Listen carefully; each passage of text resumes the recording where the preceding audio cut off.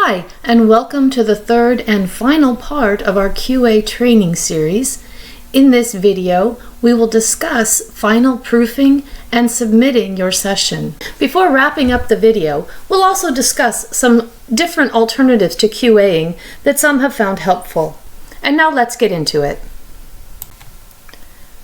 Because TranscribeMe provides a 99% accuracy guarantee to its clients on standard QA products, you do not ever want to submit a session after a single listen through and editing process. It is very important that you listen again, and sometimes even a third or fourth time depending on the audio, in order to make sure that you have all the words transcribed as they were said. It's also very important to run the text through a grammar editor, such as Word or Grammarly or some other editor of your choosing, to help make sure that you haven't left any typos, punctuation errors, or poor word choices, such as the wrong homonym. It's also important to read the text without the audio to make sure that everything that you've transcribed makes sense. That's what we're going to do in the rest of this video. Sometimes I do this step before I do any other editing, because if something doesn't make sense, it gives me a chance to listen to it again when I'm going through the second time. Sometimes I'll do this step after the final editing to make sure that everything reads the way it should just prior to submission. You'll find what works best for you, and some files may work better one way and others better the other. Here we are with the session that we've been working with in the first two videos in this series. In the first video, we talked about adding speaker IDs and timestamps. In the second video, we did our first pass edit by listening to the audio and changing the text as needed to match the audio as best we could. And now it's time to finalize the session and submit it to the client. I have already read through the text without listening to the audio, and I noticed a place where there was a little bit of a clunky sentence, and I'm going to go there now and show you how I'm going to fix it. If we go down to the second speaker, about halfway through, he starts to say, I hate to say this, but it's kind of like the raw materials side, developing or making sure that we have the capacity there, the potential there.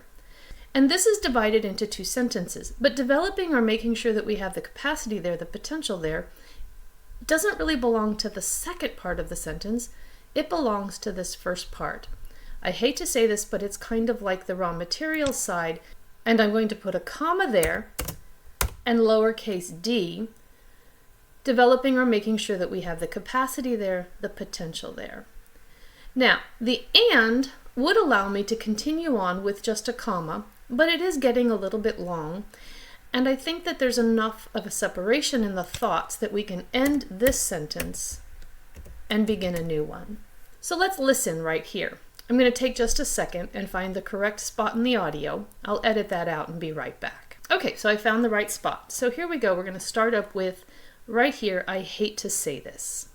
Whatever we need organizationally. I hate to say this, but it's kind of like the raw materials side. Developing or making sure that we have the capacity there, the potential there, and then I think it's your employee experience, employee engagement, and management processes that are responsible for sort of unlocking that potential and pointing it at the right thing.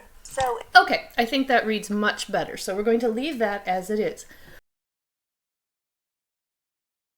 The next step that we need to complete before we submit this session to the client is to enlist the aid of a grammar editor, such as Grammarly or Word or both, or whatever grammar editor that you have come to rely upon to help us in proofing.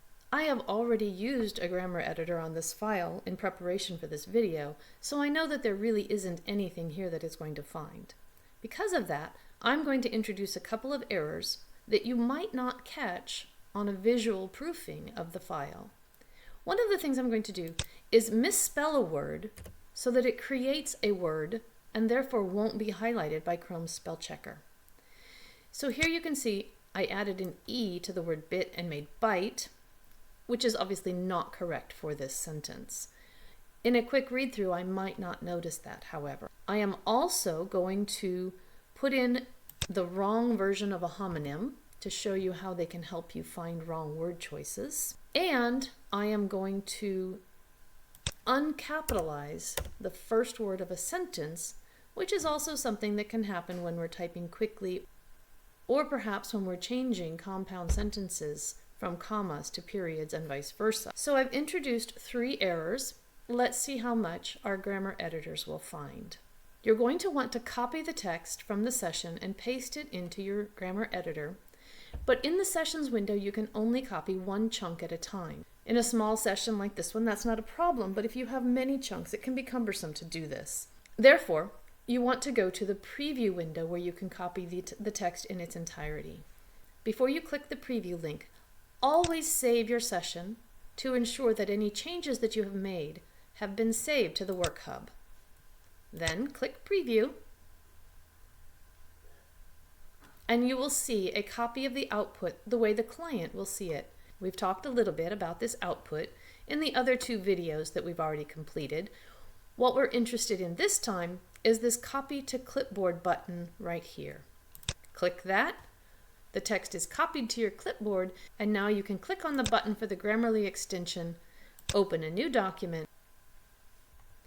and paste your session text to the document. Because Grammarly is a writing editor and people don't speak formally the way they would in writing, Grammarly will make a lot of suggestions that would make a written document cleaner, but that are not appropriate for your spoken transcript. You must ignore these suggestions and not make them if they are not what the person said. However, sometimes when Grammarly highlights a wrong word choice, it can indicate to you a place where something doesn't make sense and you might want to listen again. So here you can see that Grammarly has found the misspelling of the word or the wrong word choice here. You do not want to correct the spelling in Grammarly because that's not going to do you any good. You need to go back to the session window and make the changes there. Always use the orange Back to Session button, not your browser's back button, to return to make sure the integrity of your session is maintained. We're going to make the first change here. And then we also see that Grammarly discovered the wrong homonym that I introduced. And so if we click on the suggestion, Grammarly will tell us what word it thinks we need to replace for the incorrect word. So we're going to go back and make that change. If you have a long session, it can be helpful to use Control F to find the spot that you need, either by searching for the timestamp or by searching for surrounding words. You can also use the session window's Find, and if you find a place where you have made the same spelling error many times, you can find and replace those spelling errors throughout the session. Unfortunately, Grammarly did not find the lowercase after the period, and so knowing this is going to be something that you're going to want to watch out for in your proofing if you choose to use Grammarly. Let's open Word now and paste the same text and see what errors Word finds. We have a blank Word document open, pasting in the text, and we see that there are some errors. If we click on the first one, it doesn't want this to be the beginning of a sentence because there's a capital S before it, but we can ignore that one. It does find our spelling error. It finds our wrong homonym, and Word does find our lowercase after the period. This is why many people like to use 2 grammar editors to make sure they find all the mistakes. It might seem like that's a time-consuming process, but as you can see, it really didn't take us long to go through, check the changes that were suggested, and make them. Again, Word is going to try to correct our grammar, but we don't do that, and so we're going to leave it be. Going back to our session, we're going to fix that last error that I introduced, the lowercase a, and then once again, save our session.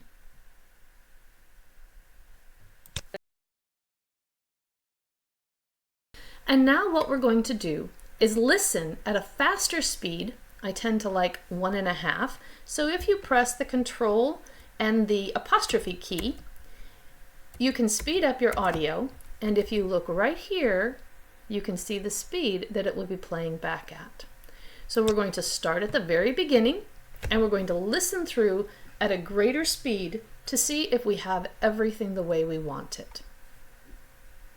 Before we really dive deep into the conversation, I just wanted to get your take. How do you define talent management, and what parts of HR does that usually entail? I probably think about it a little bit differently. I like to think of it more in terms of processes, but the talent processes are really about finding people that have the right potential to perform or have the right capabilities and potential to deliver on whatever we need organizationally. I hate to say this, but it's kind of like the raw material side, developing or making sure that we have the capacity there, the potential there, and then I think it's your employee experience, employee engagement, and management processes that are responsible for sort of unlocking that potential and pointing it at the right thing. So in light of the digital transformation, what talent management trends are beginning to change right now? One of the biggest things that is on my radar, or that I think about a lot, is that I think we need to start thinking differently about jobs as being like one job, one person. Instead of thinking of things sort of very linearly and as like my job, my sandbox, my silo, we're starting to see things like agile and project-based work environments that are disrupting how we think about the way things get done. And so, rather than me having a job where, I have a manager that puts me on this task and I do the same task every day for 365 days a year, I might, be assigned to 3 different projects at once, and then as 1 or 2 of those projects come off, I'm assigned to a different project. Some people call it kind of a portfolio career, project-based career work, but I think those...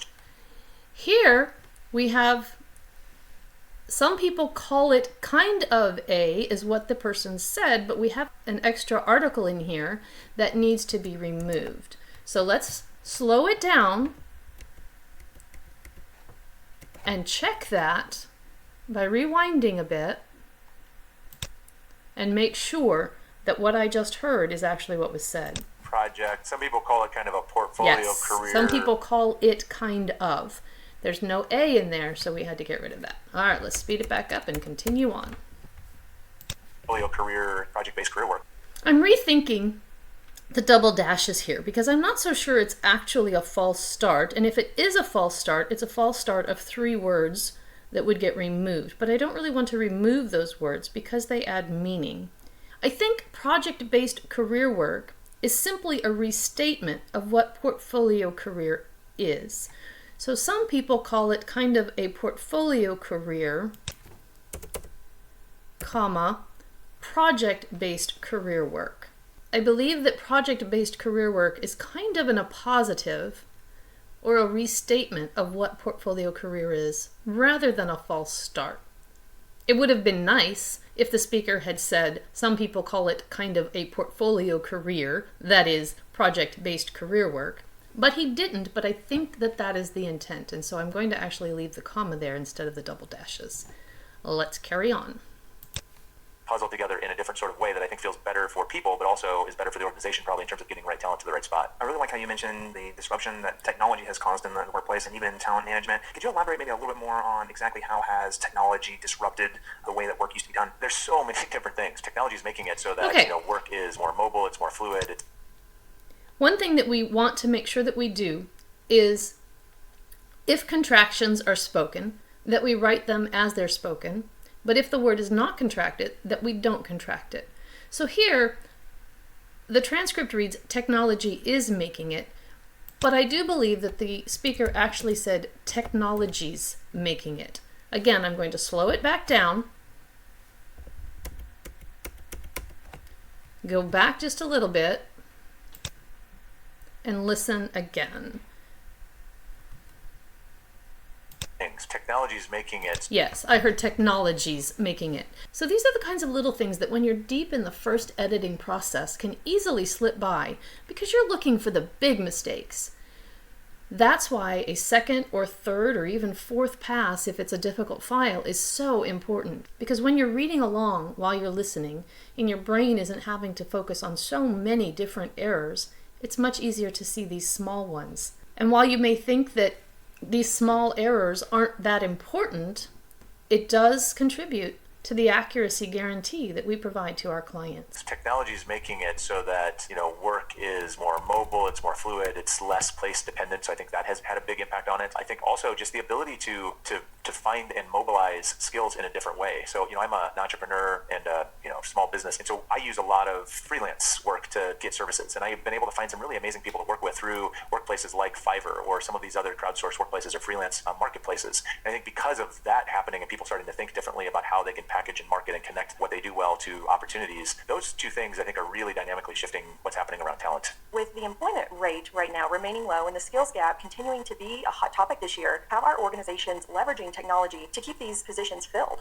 I think that is a big challenge in the talent acquisition space. Some of the things that I'm seeing is I think that people are really having to rethink how they go to market in terms of engaging with potential talent, building longer-term relationships. I also think they're starting to think differently about contingency plans around work and how do we engage and work with contractors and freelancers in a way that gives us more flexibility. I think there's just a general increased focus around the experience and the relationship. It seems like those are thematically important, and I think we're starting to realize it's not just about having a good job that pays good money. We've got to be doing more than that to not only attract but to retain and build longer-term relationships with people, whether it's full-time employees or contractors and freelancers. Okay, gotten to the end of this file listening through.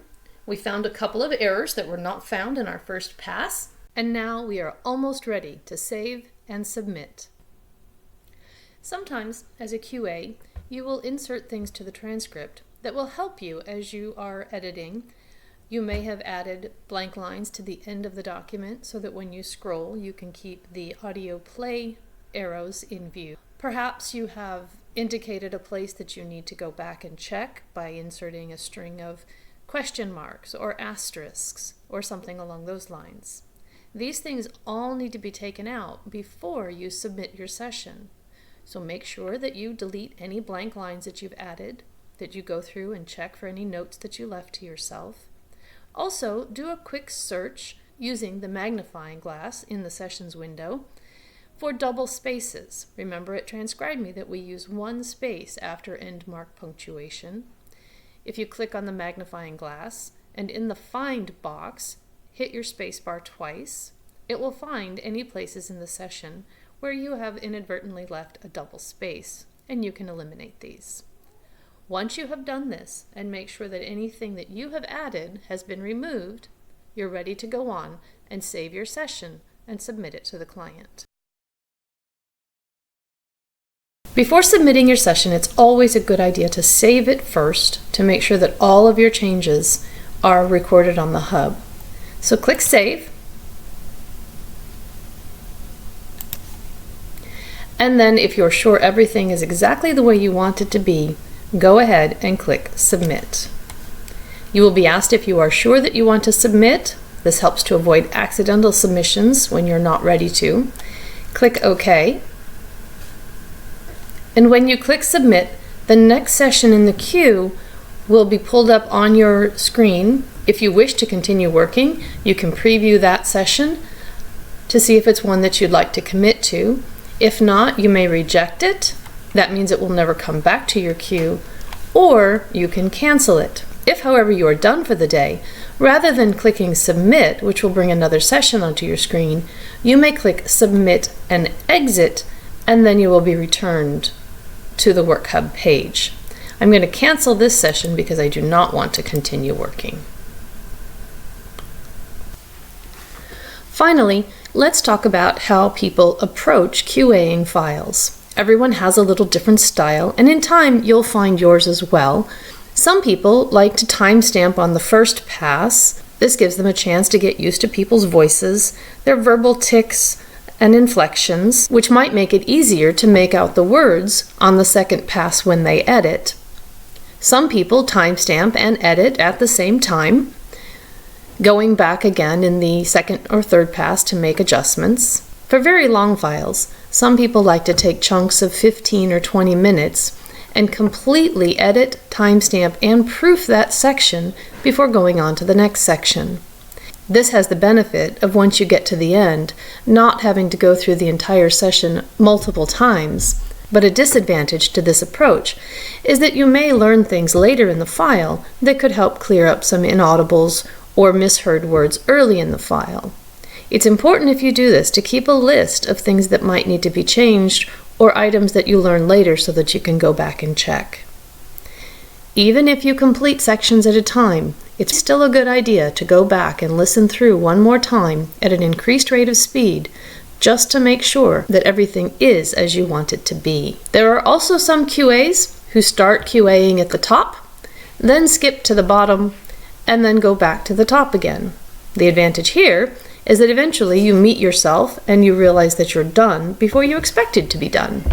The disadvantage here is that if there are speakers who are introduced in the middle of the file, you may have them mislabeled at the end. Whatever approach you take to QAing, make sure that you always are proofing your file and listening again before you submit it. There are many discussions in the Yammer QA groups about how people like to approach QAing. Also remember that regardless of the approach you take to QA your file, you must timestamp the first 5 minutes of any session in order to claim it should it become lost at some point in the time that you're working on it. You can find more information about this in the Lost Sessions Policy section of the QA Sessions Handbook. And that's it. Congratulations. Hopefully you've made it through all 3 QA training videos and now have a better idea of what is required for a client-ready transcript. Now go hit that Sessions tab and help create a great transcript that will keep our clients coming back time and time again.